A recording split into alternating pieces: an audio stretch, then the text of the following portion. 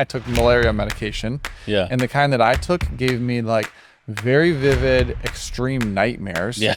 So I was like, what the heck? I'm like, I'd rather get malaria, I guess. Methylquin, yeah. Usually you just wait to get malaria. It's better than to take a lot of the malaria prophylactic. I was talking to doctors in Chicago where I was living at the time, and they're like, yeah, we need to give you everything. I'm like, okay. Yeah. And then I was like, Freddy Krueger's in my dreams every night, and I wake up sweating. I ended up becoming a missionary and went to Africa. And actually the first place I went to was Burundi, which was it just gotten out of a war, but there were still active rebel groups. So I actually ended up living in a war zone anyway, but in a much different context. So I went to Burundi in 2009 with Overland Missions, and they had just signed the Arusha Peace Accords. And you would go to bed at night, you could still hear the AK-47 fires in the mountains around Bujumbura. Wow. So, Dave, you're one of my oldest and dearest friends. We were born a day apart. We grew up in the south suburbs of Chicago, where we currently are. You've been living in Africa. I'm living in Boulder. And we did a lot together. We were doubles partners in tennis. We went to state 2-3 times together. We started a landscaping business, DNS Landscaping, very successful, arguably one of my most successful businesses.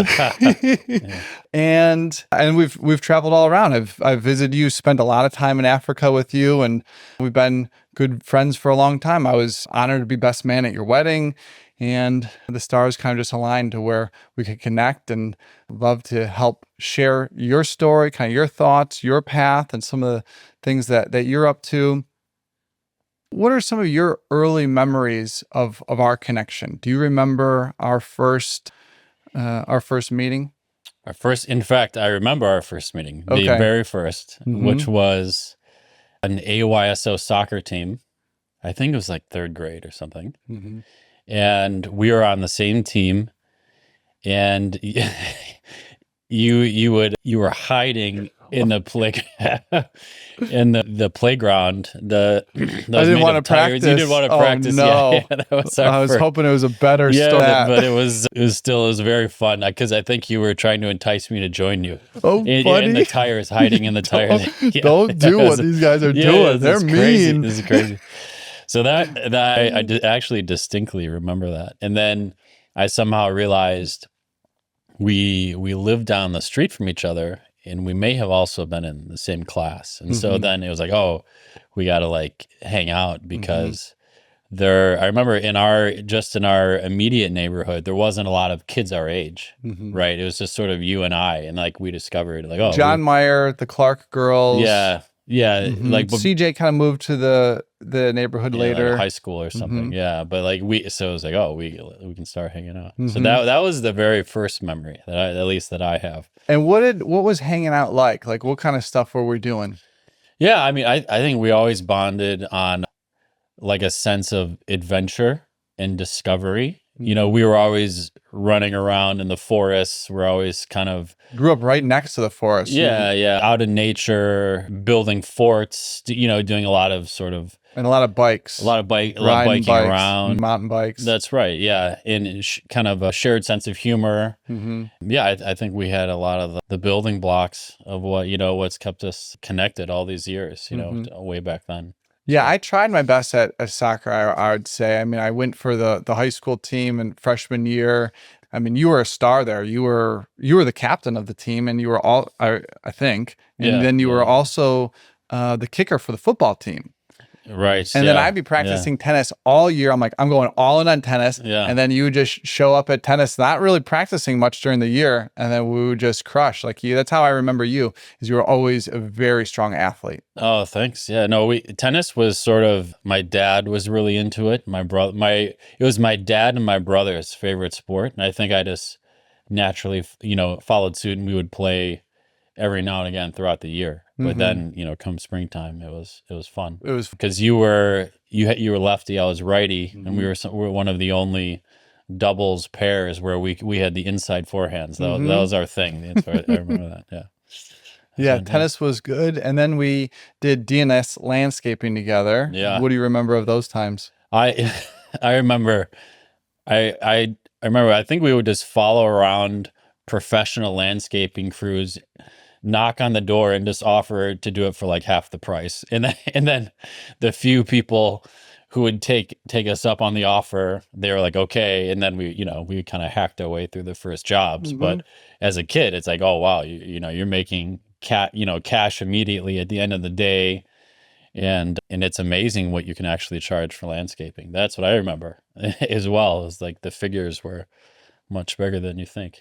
Jumping in here to tell you guys about Pocono Organics, one of the largest regenerative organic vegetable farms in North America. And they grow the world's first regenerative organic certified hemp. This family business has been researching hemp for over 7 years with Rodale Institute, another leader in regenerative farming. Pocono has produced some of the best hemp-based and CBD products in the market today. These products are clean, powerful, and help me sleep, manage stress levels, and alleviate soreness. My favorite product is the Nano Tincture. It has high bioavailability and provides me with rapid relief across my whole body. I typically take it before a flight or whenever I'm feeling stressed. My next favorite is a salve stick for targeted relief. I'll apply the salve 1 to 3 times a day, and that's it. Usually I use it after a workout, for sore muscles, or if I've strained something. I'll even put it on my temples to relax any tension in my head. Simple, clean, and effective for my sleep, stress, and soreness. Use code STEVE15 to save at PoconoOrganics.com. Yeah, I remember, when did we start? That was probably high school? Were we in junior high? Probably high school. I think. Yeah, high school. And I remember we would go sometimes at lunch to the library and print out a bunch of flyers, like support your local high school student, that kind of way, made it look good. And then we would just drive around or bike around and we'd put flyers on people's mailboxes. They'd call, I think, my parents like home line. And then my parents were picking up like DNS landscaping. And then we'd go out and we'd quote the people. And it was mostly mowing lawns. We'd be like, hey, we have to use all of your equipment. We have no equipment. We had nothing. We'll mow your lawn, but we need your lawnmower. That's right. We made it work though. Yeah, we made it work. That was really good. And then we worked at the village together as well. And mowing lawns. Then we were in the big leagues, pros, with like really nice lawnmowers and equipment. What do you remember of those times? It was sort of like the perfect summer job, right? Because we would come back. I think maybe that was for a few years in the high school, beginning of college. But it was like perfect because you'd come back and you could work outside. You were done by like, I don't know, 3 or 4. It wasn't particularly too difficult, but you got to know the area. Yeah, it was fun. We got to drive around with like huge machines, pickup trucks. They entrusted us early trailers. They're like, all right, back this trailer up. I'm like, I'm going to jackknife this thing. That's right. They had a lot of trust in us early on with big equipment. So that's what I remember. Yeah, it was like the perfect summer job to have. It was like late teenager. So it was good. Yeah. And so then I'll let you tell a little bit of your story. Maybe give us the 30,000 foot view of kind of what your story's been, like the key moments we can dive in along the way. Yeah, a lot of key moments. But yeah, obviously we grew up here, and then I went to University of Wisconsin for undergrad. And then after going into college, I wanted to be a doctor, like my dad, follow my dad's footsteps. And took all the prereqs for med school. But then right before my junior year started, I felt the strong call or a sense to actually pivot away from that. And got into international relations, more or less.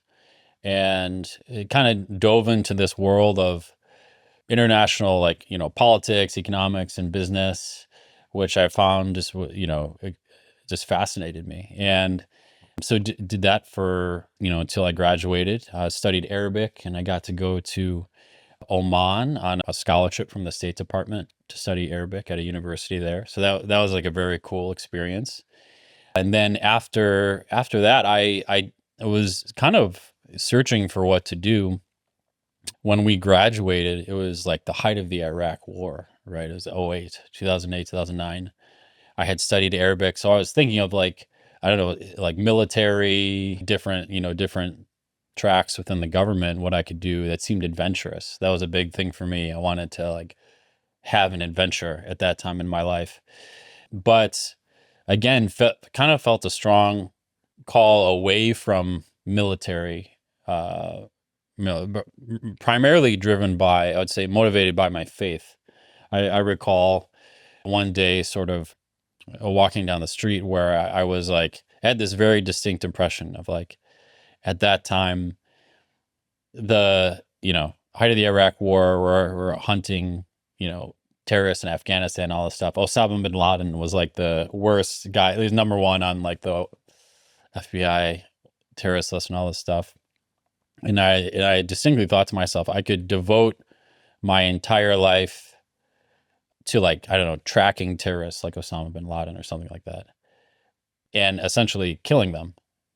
Or I could devote myself to a different route where I'm helping people to, and I'm more disadvantaged track. And again, it was sort of motivated by my Christian faith. And I felt this very strong conflict if I was to go down, let's say, a military route. And even though it seemed adventurous and cool, there was a lot of social credibility at the time, all these things.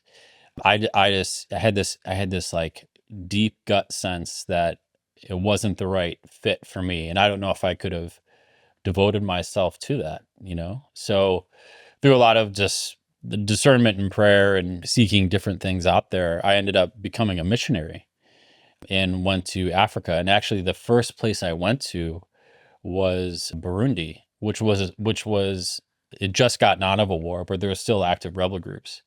So I actually ended up living in a war zone anyway, but in a much different context. So I went to Burundi in 2009 with Overland Missions, and they had just signed the Arusha peace accords.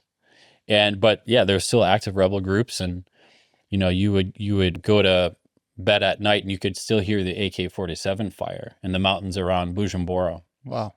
And I remember at that time, the one you would sometimes wake up and you would hear like bursts of gunfire, and at first it's scary, but one thing a guy told me, he's like, listen, when you hear the bursts of gunfire, like like it's usually someone jumped over a wall, is trying to rob something, and the guard just got startled. And he's like, so you don't necessarily need to be worried about that, but if you wake up and you hear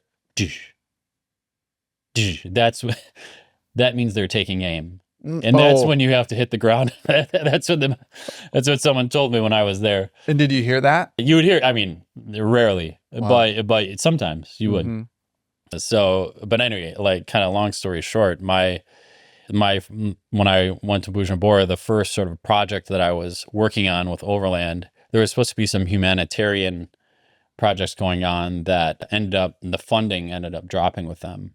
So I had to kind of figure out different projects to do right when I got there. And one of the first things I did was started working with a group of war orphans on the street. And I distinctly remember, thinking to myself, like, I'm now working with war orphans. We're like, I don't know, we started like a lunchtime program. We were like teaching English, we were doing Bible lessons, something, trying to make it a constructive time, give them something to do. But it was opposed to like making war orphans. Had I gone down the path of sort of more militaristic route, not to like negate or knock on people who took that route. It just wasn't for me. That's sort of maybe the main point. But so that was my first foray into Africa, and lived in Burundi, lived in Zambia, and traveled around to most countries within sub-Saharan Africa with Overland. Focused a lot on development projects, like sustainable development projects, so in agribusiness and water drilling, and that's where you came for a month and visited me. We did a lot of the water projects. Yeah, was it 1 month? I think it was a month. Yeah. When I tell a story, I say it's 3. 3, yeah, maybe, yeah. I was maybe there. It was more, yeah. There, what were people saying on the mission base? What would they call me? Steve the volunteer. Steve the volunteer. Yeah. And they would ask you, what do So what are you doing here? And you just say, I'm with Dave. Yeah, I'm with Dave. That's- And Dave, you were doing the water drilling, but mostly repairing. That was a big insight for Yeah, me. Was it's like yeah, there seemed like there was plenty of water wells. It's just they were broken. yes. Maybe. Yeah, that was like a huge revelation for me as well, because we were working in rural areas outside of Livingston, Zambia, and their JICA, which is the Japanese Development Arm Agency, effectively, they had drilled a ton of boreholes in these rural communities, and for a long time. So JICA had actually done this amazing work. But what would happen is that they would have access to clean water, but one part would break. So and you could fix that part for like $200, something like that. You would just have to get there, versus drilling a new borehole, 5 to 10 grand, depending on With big machinery. big machinery, and they could break down and all this stuff. And so that was like a revelation. Is like we made two teams. We had the big team that was drilling new sites, which was very necessary. But then we had basically one guy with a truck that could go around and do 5 sites in a week, right? And then the team that was drilling one could do 5 boreholes in a season. So in terms of bang for buck, the repair team had a much higher impact. Why were these wells breaking? Was it over pumping? Just cheap parts? Not cheap. Well, not cheap parts at all. So they would be there for 30 years, and it's steel, galvanized steel piping that goes all the way down, and it's called a Mark II hand pump. It was designed in India in like I think the 60s, and it's a very simple mechanical design and very robust, and so they would last decades sometimes. But then a pipe would rust through and the water would leak out, or a rod would snap and you can't pump or something. Usually it was a very simple thing, because they were designed to be mechanically very simple but very robust, these hand pumps. So how long were you in Africa for this mission time? about 4.5 years, but mostly full time. But then in like 2011 or 12, I injured my back pretty severely. So I actually had to come back to the States for rehab. And so when I went back to the States, I started traveling back and forth after I rehabbed my back. But 4.5 years I was with Overland. And what was it like? Was there a glamorousness to it? Was it really kind of like rice and beans? Was it hard? Was it Yeah, no, not glamorous. I would say there was an adventurousness to it, right? Which again, I think that was one of my main goals back then, was just to experience a lot of cool stuff. So we would get to, drive out in the bush with Land Rovers, and you're on your own. You're 12 hours from a tar road, and if you break down or something happens, you got to figure it out, and you're engaging with the local tribal groups and things like that. And you had some very capable people on the team. I remember, is it Peter that was one of the mechanics and the engineers, and you had a whole fleet of trucks, and it was like unbelievable build out for overland missions at that at that time when I visited.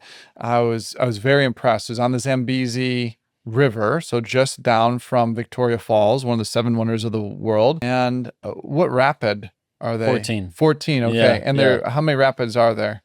Maybe 20 something, but it's the half day trip. Okay. So if you ever take the whitewater rafting trip, and you get the half day package, you hike up at Rapid 14. Nice. Yeah. Yeah, and really impressive. And then and there was security for the base, mostly because of animals, it seemed like. Yeah. So elephants and baboons, they were kind of could be very aggressive and could be a risk. Like, we got to stop for elephants and giraffes crossing. Yes. We're on the edge of the world. Yeah, that's right. Yeah. Like maximum adventure. That's right. Yeah. In the bush. And and then, some for, thieves and robbers, but we were pretty far out in the bush. So it wasn't too often that you'd have a risk from people coming in trying to steal stuff. So what was maybe the general health or life like for the people in the bush that you were coming across? Yeah, I mean, very tough for the Zambians that we'd encounter, especially because we were working water projects. A lot of them didn't have access to clean water sources. They would have to hike a long time to a river. And when that river dried up during the dry season, they would literally share watering holes with animals. So Hmm. a lot, I don't know what the average lifespan is in the rural areas, but I'm sure it was less than 50 years old, so Wow. tough lives. Yeah. Tough lives. Not a lot of calories, not a lot, not a lot of access to healthcare. So yeah, it was for the average kind of rural Zambian that we encountered. Their life was fairly physically difficult. I think they expressed a lot of joy. They seemed to be really happy, Right. vibrant a lot of the Lot of time. happiness. Yeah. Yeah. So it didn't necessarily, it's sort of their status quo. So it didn't necessarily affect their mental state, which is a good thing. So yeah, it was tough. They would just kind of eat what they could grow or they could hunt, Hmm. and that was totally dependent on rainfall. So their main staple was corn. Hmm. So they would eat corn and whatever they could sort of hunt in the bush.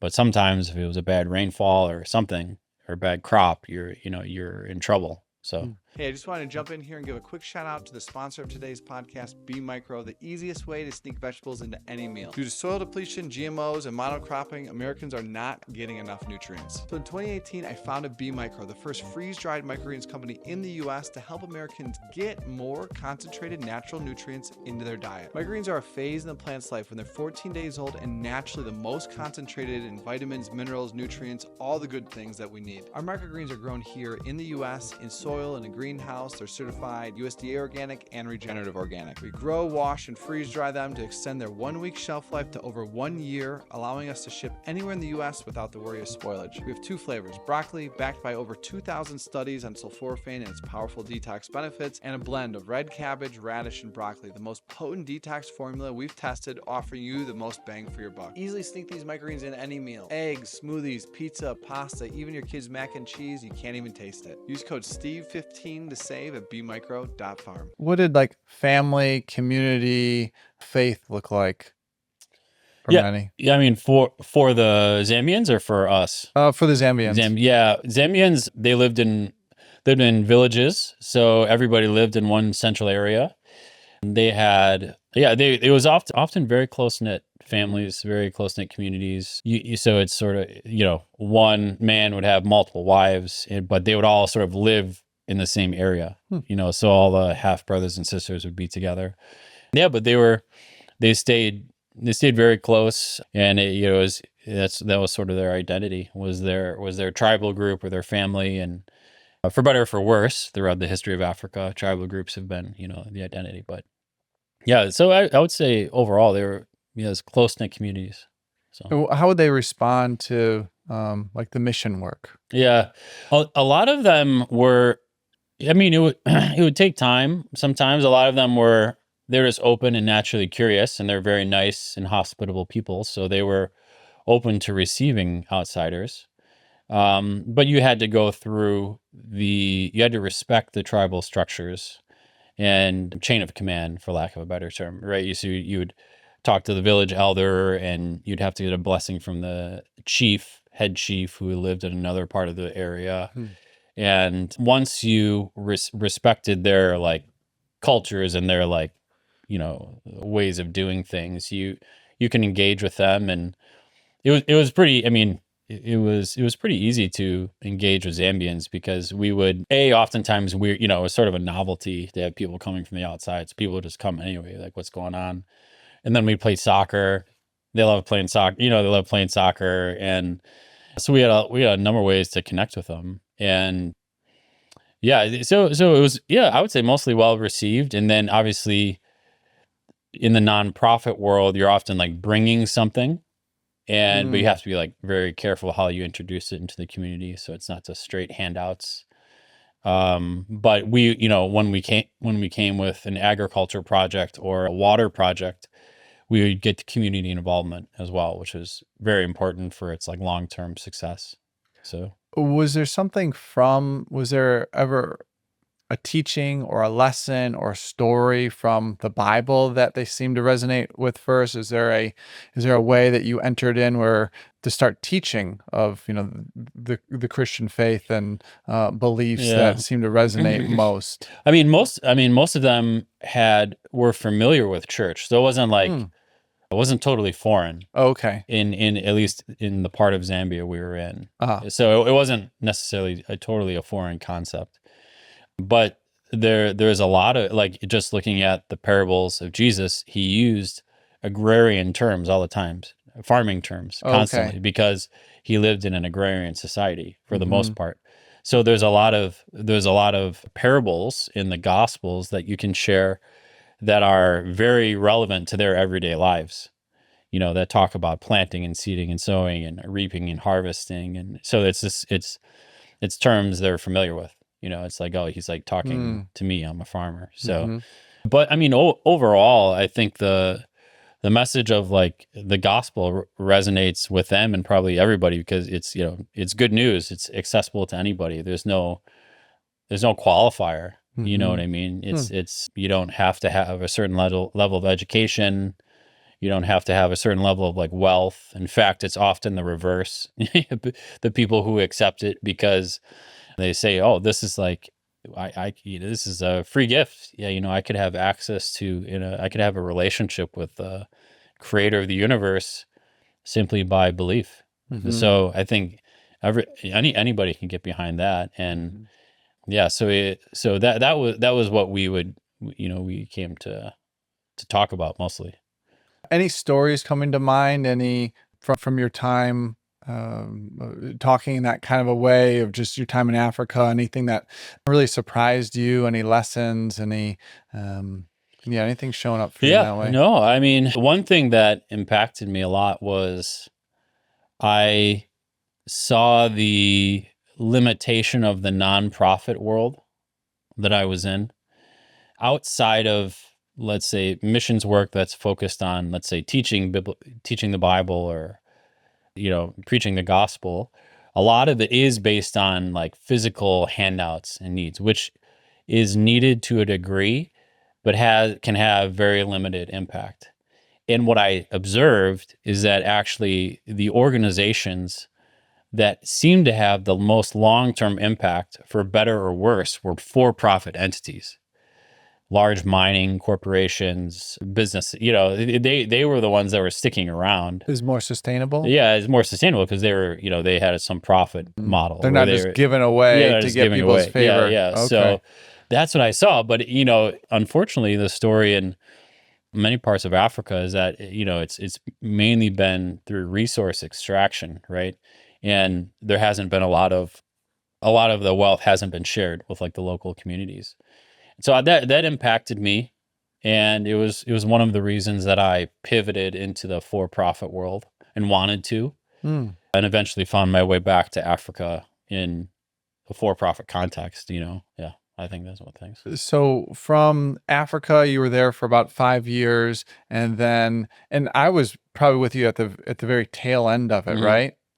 Yeah, I think so. One of my last times there, yeah, in Zambia. Yeah, that was an Yeah, unbelievable experience for me. I'd say some things that I'm remembering are: one, I took malaria medication, yeah, and the kind that I took gave me like very vivid, extreme nightmares. yeah, So I was yeah, like, yeah. "What the heck?" I'm like, "I'd rather get Yeah, malaria, I guess," because methylquin. Yeah, yeah. Usually, you just wait to get malaria. It's better than to take a lot of the malaria I prophylaxis. was talking to Yeah, doctors in Chicago where I was living yeah, at the time, and they're like, "Yeah, we need to give you everything." I'm like, "Okay." And then yeah, I was like, "Freddy Krueger's in my dreams yeah, every night, and I wake up sweating." And yeah, they're like, "Yeah, yeah, that's yeah. how it That's goes. how it That's goes. the best that we got for you." Yeah, yeah, I remember the extreme temperature swings of being yeah, very hot during the day and very cold at night. yeah.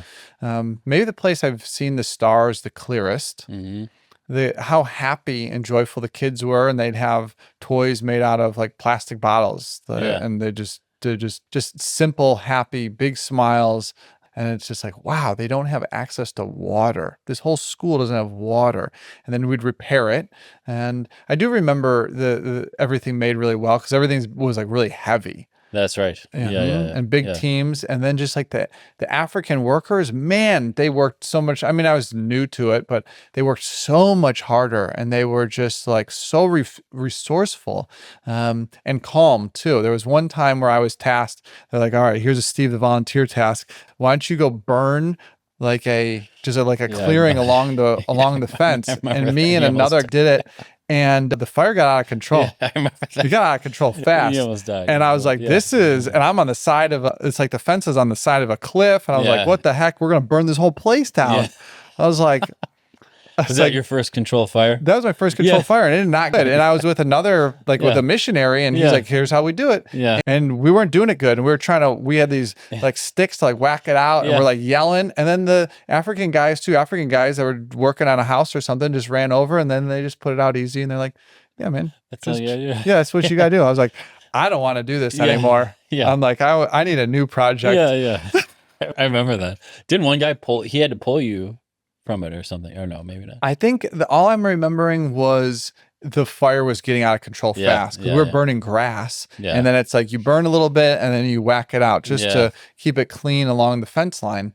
Another fire that I don't remember myself being at risk so much. I just remember thinking like, I'm going to be responsible for burning this whole mission base down. This thing is getting out of control. But those guys came over, saved the day like nothing. Yeah. Another one I remember is there was some snakes outside of one of the guys' houses, and they did a controlled burn and just burned out like all this grass and the snakes, and everybody had their snake like kind of whips to shoo them out. And it's like, this is wild. And people and there was shotguns around to watch for the baboons, and I was like, this is wild. Yeah, you're like, living in nature, it's like it's extreme. Yeah, the precautions you have to take. And like the snakes, usually you're burning out aren't like garden snakes. Right. They're like cobras or mambas or something like that. So you got to be very careful.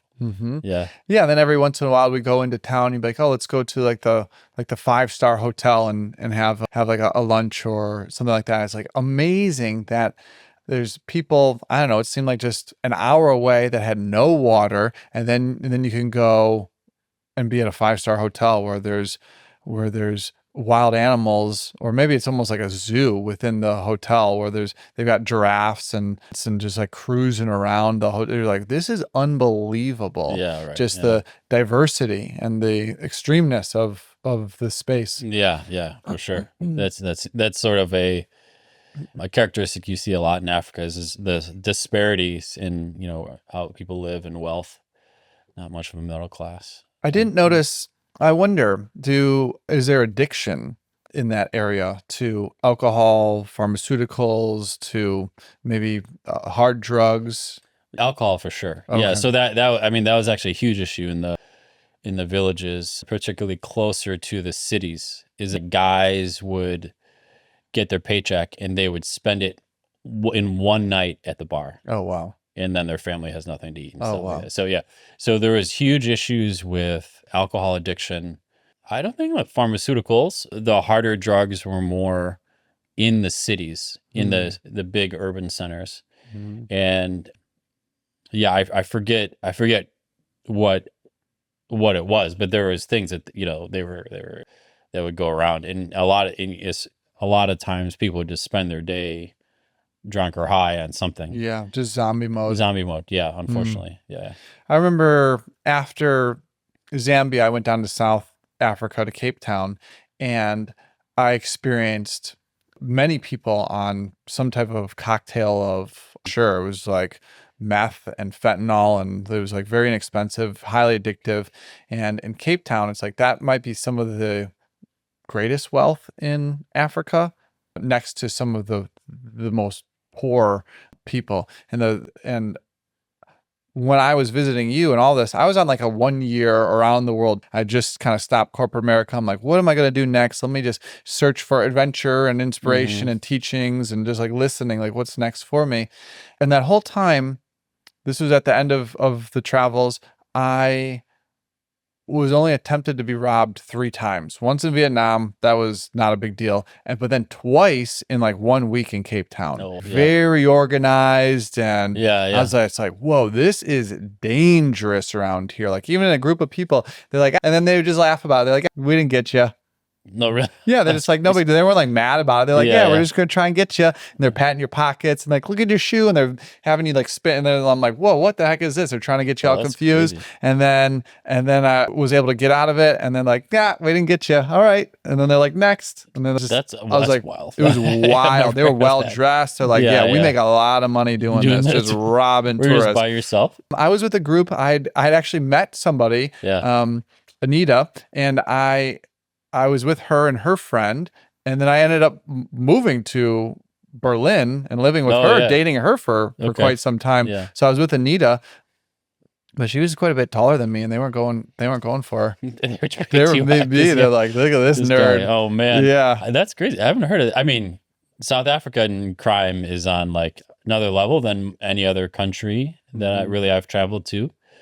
I haven't heard of that. People just like walking up on the streets. That happened in Vietnam too. They're like, they like hit your pockets. Yeah. To be like, what do you got in there? You got a camera in there is what they're saying. And then Yeah. a big lesson for me in traveling was just because someone's talking to me doesn't mean I need to talk to them. Yeah, Like, right. Why Yeah, are they yeah. talking to me? Because they want to gain some type of, I don't know, an angle on getting something from me. Yeah. Yeah. That's why. I'm not just randomly talking to people Right. in the streets really ever. Yeah. When it happens, it's like, oh, because it's like they always wanted something. So Yeah. you don't need to talk to people just because they're talking to you. Yeah. And I would try not to be American. I was wearing just like plain clothes, no signs. I wouldn't talk. I was like, you don't know where I'm from. You don't know what I got going on. Right.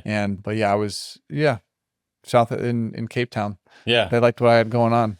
Yeah, you gotta be in South Africa. Unfortunately, you gotta be on your toes. Usually, Cape Town is the most developed part of, almost in the whole continent. It felt like going into like American Yeah, malls. exactly. It's Yeah, like, this is yeah. unbelievable. This is full on America. And at least now, Cape Town, the crime in Cape Town outside of the townships isn't necessarily violent. It's more opportunistic. But the Johannesburg is a bit of a different story. Johannesburg is like you have to be even more careful in Johannesburg Really? than Cape Town. Yeah. So All right. So then we'll come back to Africa. Yeah. So then from Africa, you came back to the States. And I remember in Africa, you telling me like, oh, I'm going to marry Lindsay. oh, okay. So we were engaged. Yeah. Yeah, you were about to About get to be, engaged because yeah, you're like, yes. oh, I've got it all picked out. Yeah. We're gonna do it, so there's a lot of excitement for you leaving after you're about to go back to university. You're about to get engaged, and like the adventure was continuing in a different kind of way. And share about that. Yeah. That definitely a new like chapter in my life, but it was amazing. Yeah, it was a lot of new things at once. Got engaged to Lindsay, who I met because I had to come back to the States to rehab my back, and that's eventually how we ended up meeting each other. We were both living in Florida, and then got accepted to MIT in the MBA program, and so I moved to Boston, and Lindsay and I ended up getting married in between years 1 and 2 of grad school of my MBA program. But yeah, it was definitely a massive transition for me, going from wearing like khaki shorts in the bush to being at MIT and kind of starting dealing with like interviewing for corporations and things like that, trying to explain my background, which nobody understood. But it was, I really appreciated it and really enjoyed it because it gave me probably the most practical education I've ever gotten in 2 years. And I just remember like going into the program, I had virtually like zero exposure to like business, finance, strategy, like, sort of the core tenets, accounting, core tenets of what it means to start and run a business. And I remember after 1 year there, during my summer internship, I was like sitting in a boardroom with like CEOs, guys in their 50s and 60s, and I felt I could actually contribute to the conversation. Wow. So I'm so appreciative of my time there because the education was so practical and immediately applicable. In the way that Sloan runs their program is that the first semester is you have your core semester, the core classes, and then thereafter it's very you can almost do what you want. But a lot of it is hands-on. They call it labs, where you're essentially working for startups or corporations or doing something that you're actually doing a real project for them. It's sort of like free free labor in a sense, but it's very practical. So that's why I chose that program, and I'm like so glad I did. It was very, again, hands-on. You kind of, what you learn is what you're doing right away, and it really kind of helped get my bearings and prepare me for the phase of life afterwards. Going in, I went into the corporate world afterwards, which I didn't anticipate, but ended up happening. So What type of people were you around at MIT? Who's kind of gravitating? Like who are your friends? yeah, I mean, the people there have pretty similar profiles in a way. They're very kind of open, and they're curious. They want to know how things work. Hmm. And most people some of them had a traditional like corporate path. A lot of them hadn't. A lot of them had started their own businesses already. A lot of them had done very unique things, in the world. Like on my core team for the first semester, you're in the class with the same 5 people. I had a guy who, he was an accountant from Australia, but had kind of risen through the ranks very quickly. So he had more of a traditional path. He was like a CPA, but had worked in different parts of the world. I had an Army Ranger, a Wow. guy who he went to West Point, did a number of tours in Afghanistan. Mm-hmm. I had a guy who ran a big manufacturing team at Intel. And then we found out halfway through the semester that he also had a PhD in theoretical physics from Cambridge. So, and then, it had a computer scientist and like someone coming from like another like software firm. Just kind of a very broad spectrum of people, but very, very unique backgrounds as well. So common themes amongst these people, you said curiosity, kind of an openness, wanting to figure out how things wanting to figure out how things work. Any other common threads amongst these, just kind of like a very high achieving group? Yeah, I mean, the baseline standard of excellence is very high. No one's cutting corners. Mm-hmm. No, like when no one's watching, they're not like cheating on their homework. Mm-hmm. You know what I mean? They're like, Mm-hmm. they have their own internal standard of excellence Mm-hmm. that, they couldn't sort of let that go. Mm-hmm. That's the other thing, was like this kind of a drive to achieve things for the sake of doing things well, Mm-hmm. which is something I appreciated.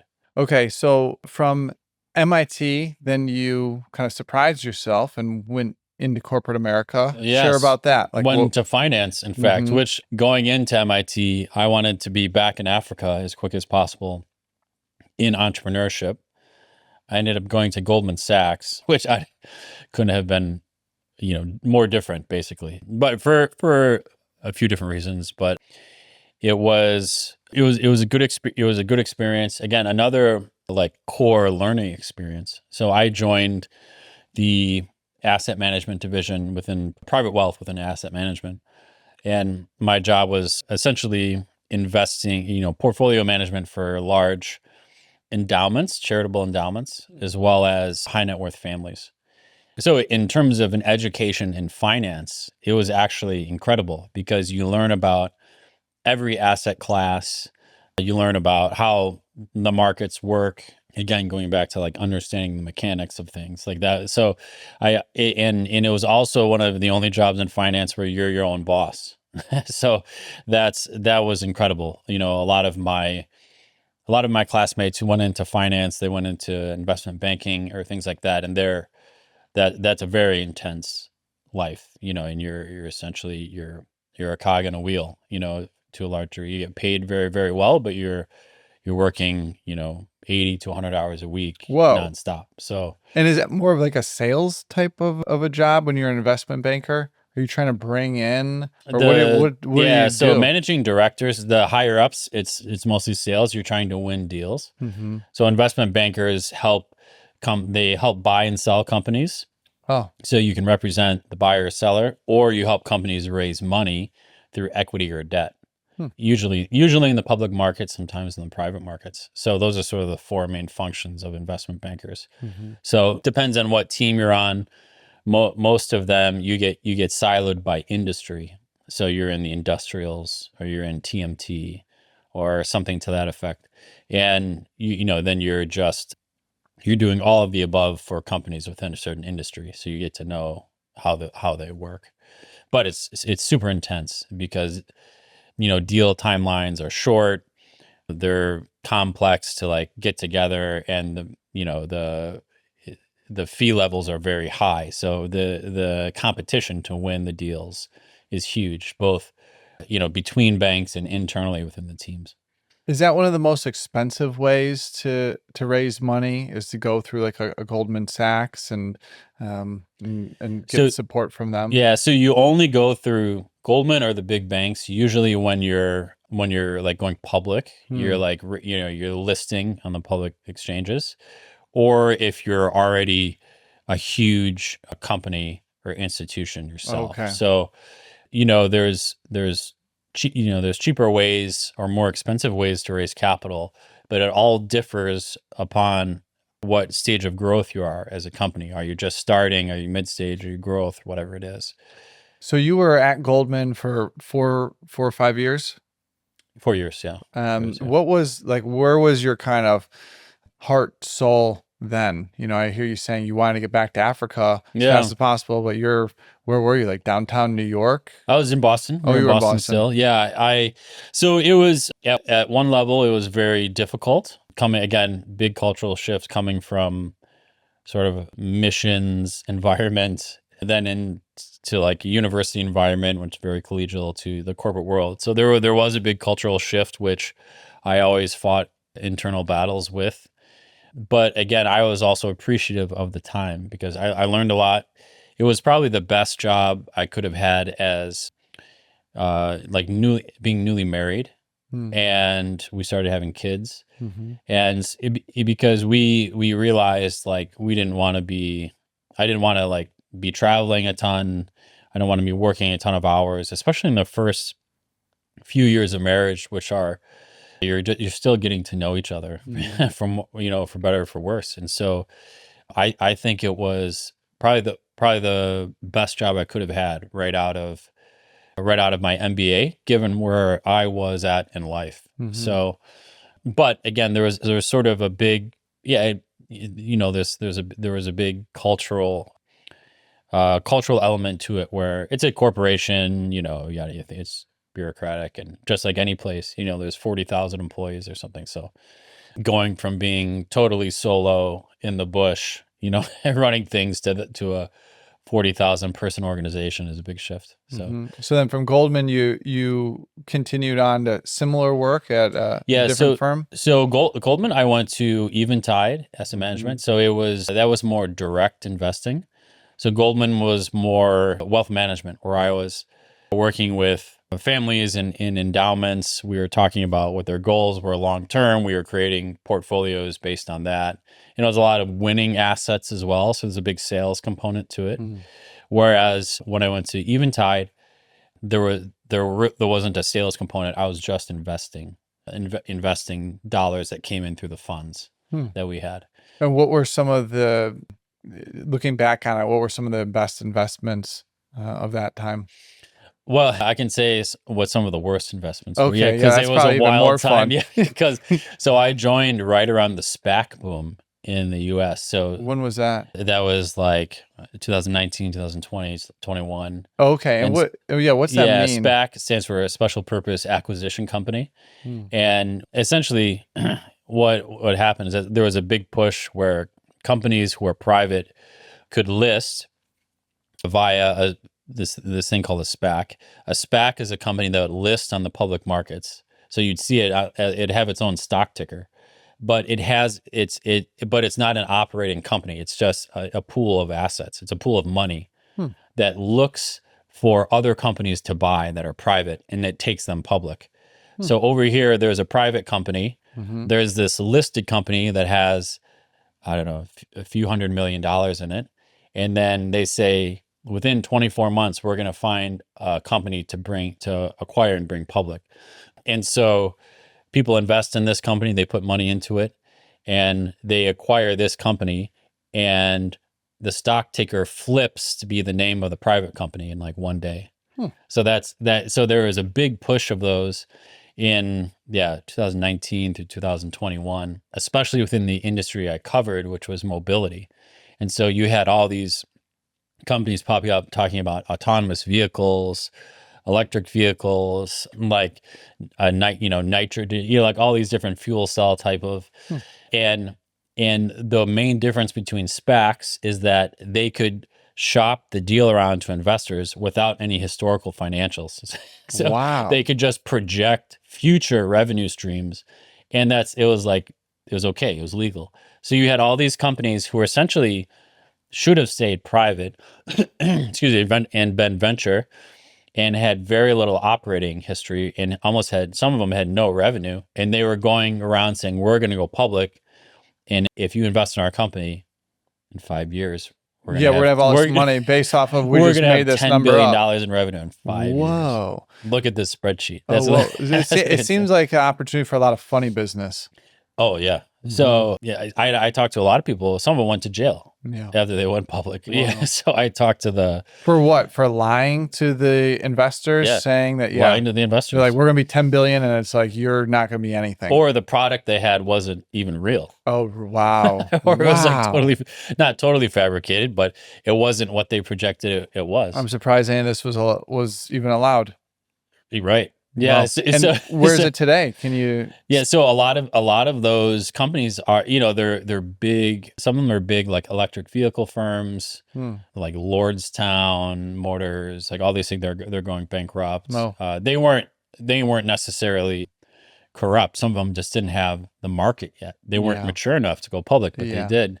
Yeah. They like skipped a couple of levels. Yes. And they weren't really ready for it. Yeah. And then there was. What's the trucking company? Rivian? No, not Rivian. Trucking. This podcast is brought to you by B Micro, a company I'm deeply passionate about because I founded it in 2018. It's USDA organic freeze-dried microgreens for everyday nutrition and detox. Sprinkle them on any meal or take them as a capsule to enjoy the many healthy benefits. Shop now at bmicro.farm. Use code STEVE15 to save. Oh, I remember. And then that was a huge loss, and like GM bought them or something. I can't believe I'm blanking on the name. It's not Tesla. It's the other major inventor. It was named after the side. Anyway, but they were saying we've solved the problem for semi trucks. They can run on like hydrogen. Yeah, that was their thing. And I talked to the management team right before the IPO, and I looked at their deck, and like a number of things didn't make sense in terms of their business model. They were projecting the price of like hydrogen per whatever it is, per liter or whatever it is you need to fill the tank at something that was like 25% of the market price. So I'm like, what happens if hydrogen doesn't you're it's essentially the price of hydrogen doesn't go down so much. It's like 4x what you're projecting. They're like, and then they start talking about how the government of California is going to invest in solar farms that are going to like make hydrogen plants, all this stuff, crazy stuff. And then I through an expert network talked to a former employee, and he called their truck a science experiment. Yeah, so he's like, it's not even real. So like, this is crazy. How is this even happening? It almost seems like a bit of a pyramid scheme where they had raised then like billions of dollars, and it wasn't even like a really, really young CEO. And I think maybe even GM like massively backed them. I remember seeing that. And I feel like that's the kind of guy that would go to jail, where you're like, we just made all this stuff up. Yeah.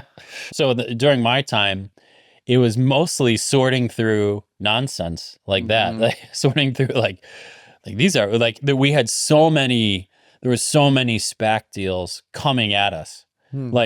And they would send you, you're getting decks of information, that hundreds of pages, and like all the prospectus and all this stuff. Like, this is crazy, man. This is crazy. Wow. And so some of the businesses that did well were those that were like they were funding the transition to electric vehicles or autonomous vehicles at a more gradual, realistic pace, based upon what the large car manufacturers were actually purchasing and had in their like production plans.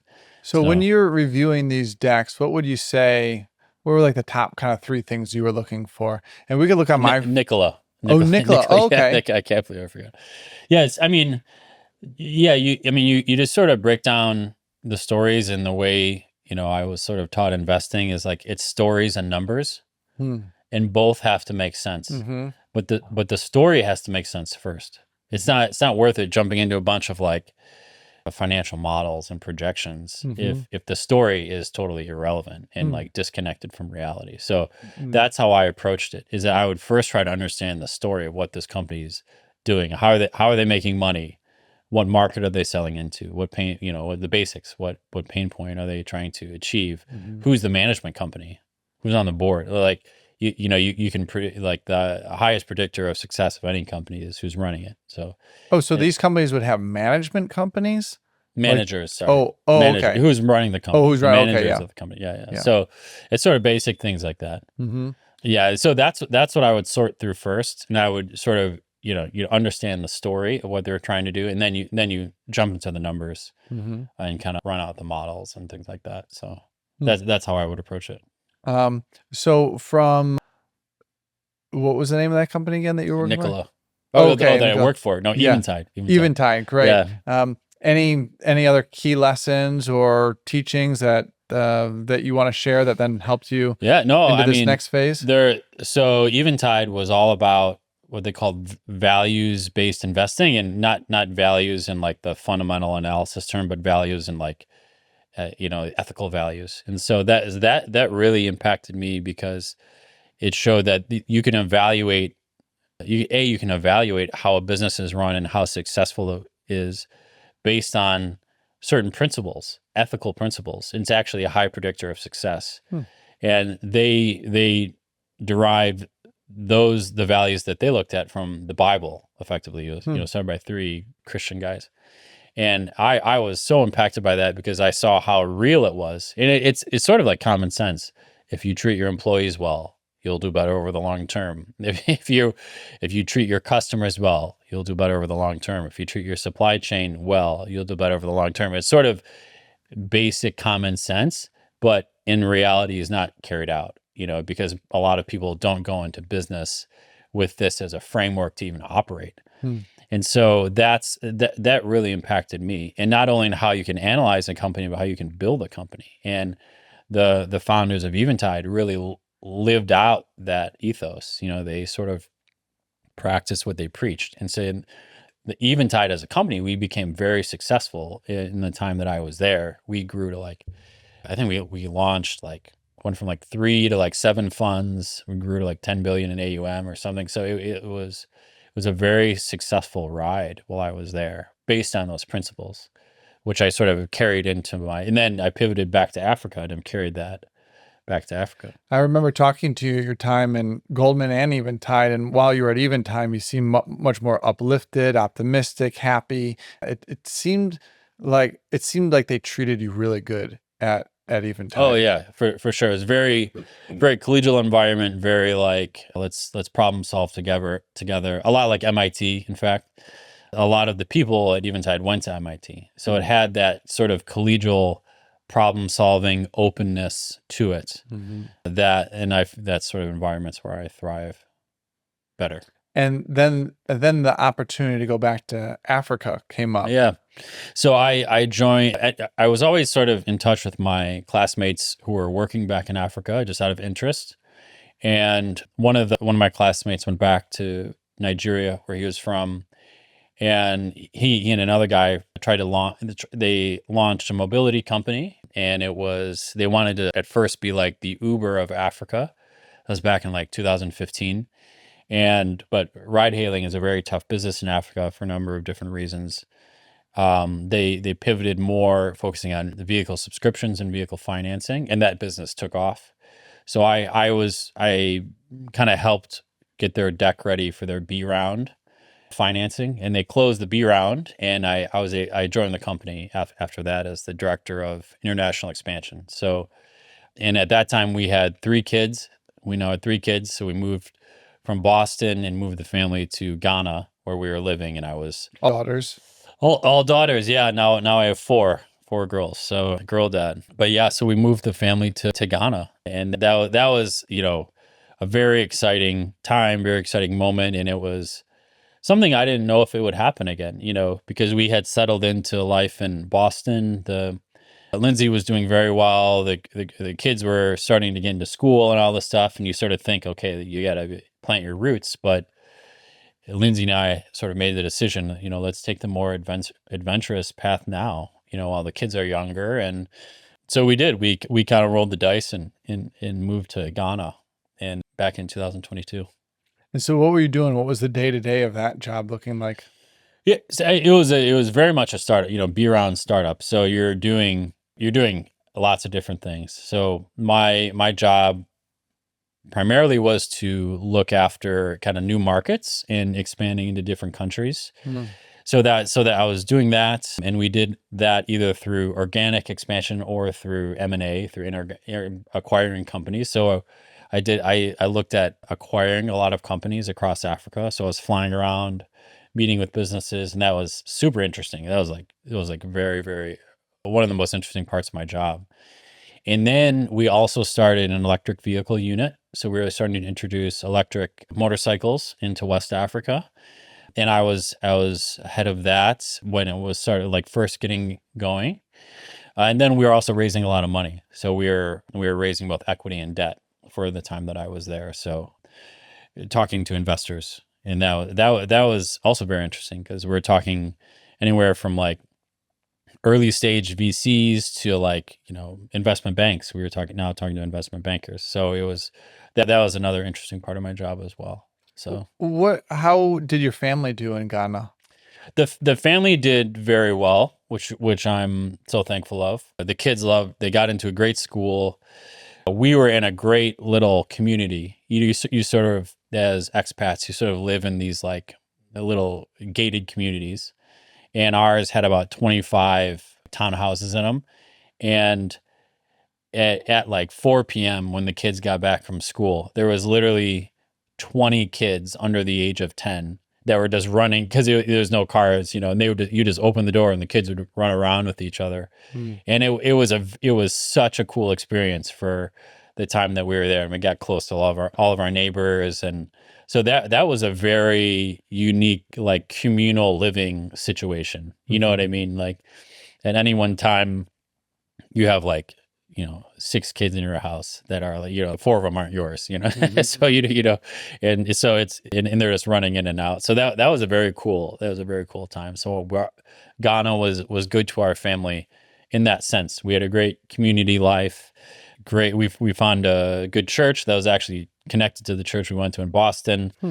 So yeah, we enjoyed Ghana. What type of benefits do you think your kids get from growing up in Africa?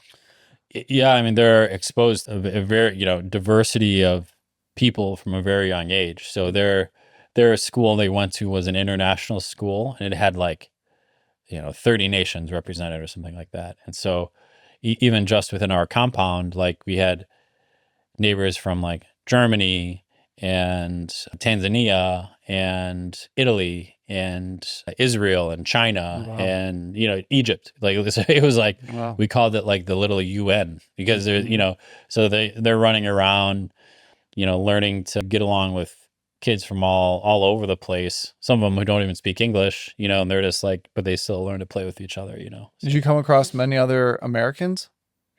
Yeah, Ghana has a lot of Americans. Oh, There's a really? lot, yeah, Ghana has a lot. Yeah, so we were able to connect with a lot of other American families. In our immediate compound, there wasn't others, but there was a lot of around. How would you say Africa, or, this UN of people, how are they looking at America? Like, what was their lens? How did they see America?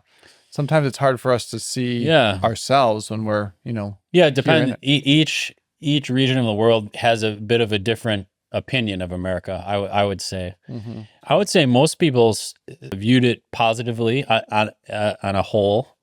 They didn't a lot of the things that are brought out in the news, they're like, it seems like a scary place. There's always school shootings. There's always like, and then, certain politicians get in power, and it seems like it gets even like crazier, and so, but I would say on the whole, the America is still viewed as a place of like opportunity, even though there was negative aspects about it, like whether it's a political thing or a serious thing like school shootings, or something silly like fashion. Americans don't dress as nice as like Europeans on average, or something like that. Um, we're always in athleisure wear, according to them. Like, even if it's like some negative opinion, they would all at least want to travel there and experience it. And a lot of them wanted to move there. A lot of them wanted their kids to go to school in America, depending on like across the board. So there was I never ran into anyone who was like staunchly opposed or staunchly like against America as a whole, because conceptually what it represents is a very good thing. It's a land where, a lot of land of opportunity. So When do you see do you see yourself coming back to America? I think so eventually. America misses you. America misses it. Yeah. It's good to be missed, I guess. No, we're enjoying our season there. We're enjoying our season in Cape Town. I based on the work I'm doing now, I think I might end up back in the States. But I'm so glad that I've kind of got like the African bug, as they call it, just like this thing that always attracts me back there. For whatever it is, because to me, speaking of the land of opportunity, I see Africa, the continent, as a land of opportunity. And a lot of people see through the lens of what they read in the news that it's a land of problems, but it's actually a land of immense opportunity. And it's also going to have a disproportionate size impact on the state of global affairs in just a few decades. If you just look at demographic trends. So within the trends are insane. I'll send you an article that kind of like lays all this out. But between now and 2050, there's going to be 1 billion more people in Africa. Wow. Between 2050 and 2100, there's going to be another 1 billion people. Wow. By the end of the century, 40% of the global population will be living on the African continent. Something that was a little confusing to me growing up is the map of the world is not actually proportional.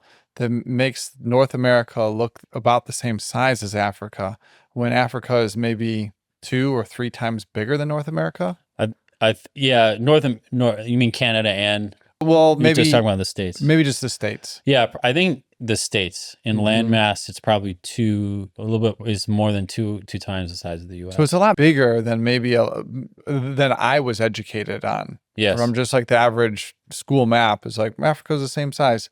It's like way bigger. It's much bigger. It's very diverse. People think Africa is a country. It's a lot of 54 different countries, but even within those, tons of different tribal groups and languages. But again, just looking at pure demographic statistics, if the trends continue, 40% of humanity is going to live on that continent by the end of the century. Why do you think that is?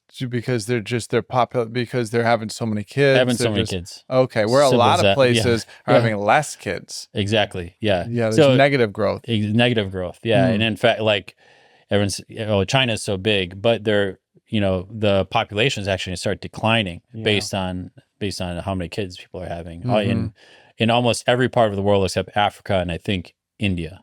So this is how things are going. And I think it's going to have a massive impact on global affairs and even people's everyday life in America, because based on how it develops. So about 80% of the world's poor could also be living in Africa by the end of the century. So if you put those two stats together, like a large population size, a large poor population size, it doesn't necessarily bode well for, like global peace, right? But at the same time, the way I view it and what has gripped me and compelled me so much is that there's so much opportunity for everything. Like the beautiful thing about Africa and entrepreneurship in Africa is that you don't need very complex solutions. You can have very basic businesses and basic solutions, and they'll scale purely based on as the population grows. You don't need another AI model or something. You don't need to have a bunch of like ML engineers like coding away or something. Mm-hmm. You could have very, very basic, simple solutions, and they could be very powerful. They could create tons of jobs. They can create tons of stability. And now with technology, you can scale much faster. So I'm really excited about the future of the continent, and I think more people in the States or whoever is listening to this podcast should actually focus on the African continent in terms of what they could do there, and in terms of expanding their business there, bringing products over, or whatever it is, because it's a host to all manner of raw materials. But it's also a host to a lot of great human capital and talent and the like. So bring us into some of your kind of entrepreneurial efforts today, like where your inspirations are and what are you working on? Yeah, a number of different things. And even as we were talking before this podcast, I realized you and I have that similar profile. We like doing a lot of different things, I think. We like sort of looking at different opportunities. Mm-hmm. But yeah, so now my primary focus is helping businesses in Africa expand into the US market. Mm-hmm. And most of it is within financial services. Some of it I'm helping investors invest in the US in private markets. Some of it is professional service firms that are looking to expand their services into the US. Some software development firms, things like that. So that's been my main focus for a bit now. And yeah, I'm very, very excited because again, there's a plethora of human talent and resources in Africa, and people in just the going wage is less than in the States. So you can produce a product or service at just a better price point than most places in the States. What do you see the role of AI being in your future businesses and in African society and just maybe in the world? Yeah, I think it's obviously one of the greatest tools developed in our lifetime, right? Maybe outside of the internet, maybe probably more so than the internet. So those people who grasp it, start utilizing it, it's going to take, again, looking at it from an business and entrepreneurship standpoint, it's going to take businesses in Africa, and they'll be able to scale much faster, operate much better. So I believe those people who can understand it now could have a positive influence in their life. I also think that because of lack of infrastructure, electricity, and things like that, that there's sort of this part of the world that has those resources and are understanding AI, and they're accelerating, and a lot of the emerging markets are sort of being left behind to a degree. So I see that disparity also, which I don't like. I'm like, can those people who are almost like being left behind now ever catch up if they don't grasp the concepts and the tools that they could utilize now? So that's like the negative side of it. The positive side of it is that there's often leapfrog adoption of technologies in emerging markets that you like, whereas we're in markets like the US where they're being developed, it's sort of more linear adoption of technology. But it's like in Africa in particular, they'll be like, they have, they didn't go from like, they'll adopt a cell phone, and then they'll start paying, right? They don't have bank accounts, so let's get a bank account on their cell phone, so the adoption is like leapfrog adoption. So that's what I hope will be the case in Africa. Again, barring some doomsday scenario where there's a AI like versus human scenario, which becomes, you hear more and more about every day. But here's the other interesting thing about Africa is that it's the most off the grid place in the world as well. So like, so if there is such an event, Africa's not a bad place to be if you know how to like live off the land to a degree. Yeah, some random thoughts on AI and things. What is kind of just wrapping this up with you? What does self-care look like for you today? Now you've got a family, you've got 4 daughters, a wife, you're here in the States working things, you're about to go back to Africa, you're running, interested in working multiple businesses. How are you taking care of yourself? How are you keeping your energy in a good way for your family, your projects, and your passions? Yeah. Self-care can sometimes take a backseat with family and kids and work. But in fact, I feel like this year has actually been much more restorative for me in terms of like getting back in shape physically.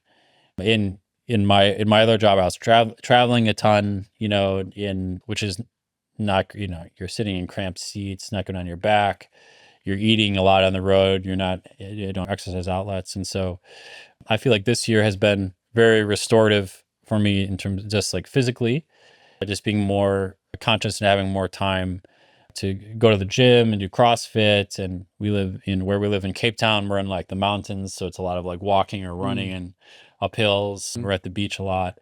So just being conscious about being physically active all the time, keeping moving, setting goals. That's like numbers motivate me. So like I'll like try to hit different like metrics, which I think are fun. And then it's just also maintaining this particularly time in the morning with, I call it a quiet time, but it's like a devotional time with the Bible and prayer and meditation. I think particularly carving that time out in the morning, there's a meaningful effect between how I react and respond to situations and my kids and stuff like that throughout the day if I haven't done that in the beginning. So they're just being conscious about that. And then, it's diet as well. We eat very naturally and kind of like Clean and local. clean and Surprise how good the food is there. And in South Africa, it's great. Like even just the local, your baseline grocery chain, they're getting produce from a very local area anyway. So you're eating better, and I'm eating better. So yeah, just kind of keeping those things in mind, but also having more time to do it. Being on an entrepreneurial path, having more control over my schedule makes it easier to do as well. So could you try again? Oh yeah, try again. Speaking of AI, listen. You better say nice things. Yeah. Nice. Well, anything else that you'd like to share? No, just thanks for having me. This has been great. Excited to see where this goes, where your podcast goes. So appreciate you, and thanks for being on and sharing. And I feel like even though you've been one of my best friends for my whole life, I learned a lot more about you and feel closer to you from it. So thank you for sharing. Awesome. Okay. See everybody. All right. Nice. Cool. How'd that go? Good. Yeah. It's good. Yeah. Simple. Just sharing stories. Yeah. Easy. Yeah. See what happens. So then from here, upload all of this. There'll be 3 different videos and 1 audio that will go to an editor. And then they've got instructions on make 1 whole podcast, and then some clips that are typically 5 to 15 minutes, and then a bunch of reels that are like under 1 minute. And then those will just be shared out. And maybe that will be in like, there's a little bit of a backlog, but maybe I share 1 a week. So maybe like 4 weeks, but I'll when the version 1 comes out, share it with you, and you can look at it, and then you could see if you're interested. Here's what the edits are that me and the people that are supporting me are saying back, and then they'll make version 2, and usually by version 3 it's pretty baked. And that's good. Yeah, I just don't want it to come out before our visa gets approved, because the South African government. Oh sure, yeah. Technically.